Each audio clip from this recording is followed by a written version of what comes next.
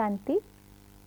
आज 30 अप्रैल 2021 है और आज के अव्यक्त इशारों में बाबा कह रहे हैं, परमार्थ मार्ग में विघ्न विनाशक बनने का साधन है माया को परखना और परखने के बाद निर्णय करना, क्योंकि परमार्थी बच्चों के सामने माया भी रॉयल ईश्वरीय रूप रच करके आती है, जिसको परखने के लिए एकाग्रता अर्थात साइलेंस की शक्ति को बढ़ाओ।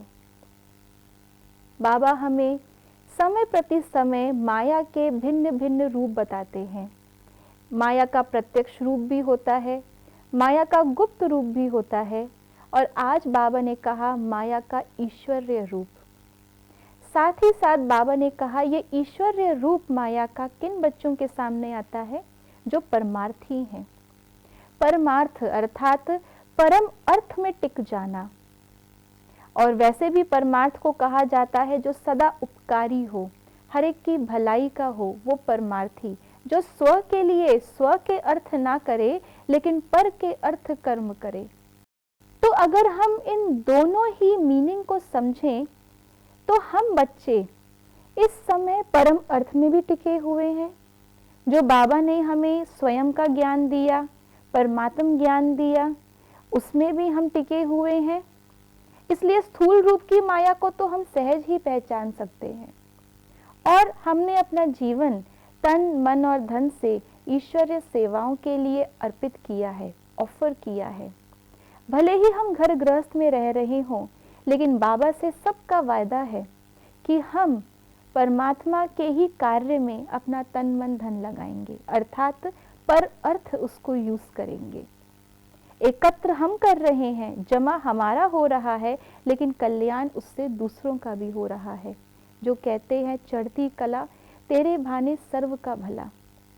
इसलिए जो मोटे रूप की माया है उसको तो हम परख सकते हैं और उससे तो हम स्वयं को बचा लेते हैं, लेकिन जो सूक्ष्मता से ईश्वरीय रूप की माया आती है, ये ड्यूटी मेरी, ये सेवा तो मेरी है, मैं इसकी इंचार्ज हूँ, मैं निमित्त हूँ, पहले ये मुझसे पूछा जाना चाहिए था, आदि आदि करके जो ईश्वरीय रूप माया का है, या जो ब्राह्मण परिवार में भी कहीं ना कहीं हम किसी ना किसी आत्मा के विशेषताओं में फंस जाते हैं, नाम रूप में आ जाते हैं। इस प्रकार की माया ये परमार्थी बच्चों के सामने सबसे बड़ा विघ्न है, क्योंकि ये हमें ज्ञान के द्वारा ही कहीं ना कहीं ज्ञान मार्ग पे चलते चलते ज्ञान का रूप लेकर के ही आती है। इसलिए जब तक हम एकांतवासी और एकाग्रचित होकर एक बाबा को देख रहे हैं, तब तक किसी अन्य के किसी भी उतार चढ़ाव से, विशेषता या कमजोरी से हम प्रभावित नहीं होंगे, सेवा की हलचल से भी प्रभावित नहीं होंगे, क्योंकि हमें पता है सेवा भी बाबा की है। तो एकाग्र होकर के एक बाबा को ही इस मार्ग में अपने सामने रखना, फॉलो फादर करते रहना, ये हमें परमार्थी बच्चों को माया के विघ्नों से जीतने के लिए बहुत बहुत सहायक बनेगा। इसलिए आज के दिन एकाग्र होकर, एकांतवासी बनकर एक बाबा को ही देखें।